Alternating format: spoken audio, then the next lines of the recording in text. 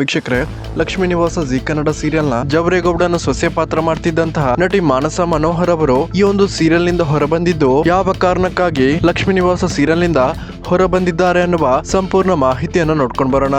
ಹಾಗೇನೆ ಇವರ ಒಂದು ಬದಲು ಯಾವ ಹೊಸ ನಟಿ ಈ ಒಂದು ಪಾತ್ರವನ್ನ ಮುಂದುವರಿಸಲಿದ್ದಾರೆ ಅನ್ನುವ ಮಾಹಿತಿಯನ್ನು ಕೂಡ ನೋಡ್ಕೊಂಡು ಬರೋಣ. ವೀಕ್ಷಕರೇ, ಲಕ್ಷ್ಮೀ ನಿವಾಸ ಸೀರಿಯಲ್ ನ ನಟಿ ಮಾನಸ ಮನೋಹರ್ ಅವರು ಈ ಹಿಂದೆ ಜೊತೆಯಲ್ಲಿ ಕನ್ನಡ ಸೀರಿಯಲ್ ನಲ್ಲಿ ಕೂಡ ಅತಿ ಮುಖ್ಯವಾದ ಪಾತ್ರವನ್ನ ಮಾಡ್ತಿದ್ರು.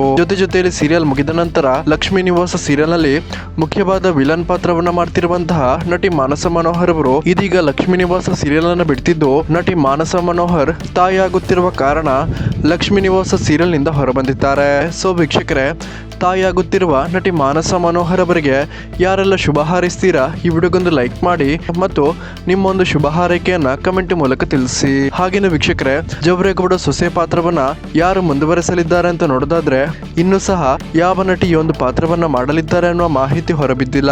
ಸೊ ವೀಕ್ಷಕರೇ, ನಿಮ್ಮ ಪ್ರಕಾರ ಈ ಒಂದು ಪಾತ್ರವನ್ನ ಯಾವ ನಟಿ ಮಾಡಬೇಕು ಅನ್ನೋದನ್ನ ಕಮೆಂಟ್ ಮೂಲಕ ತಿಳಿಸಿ.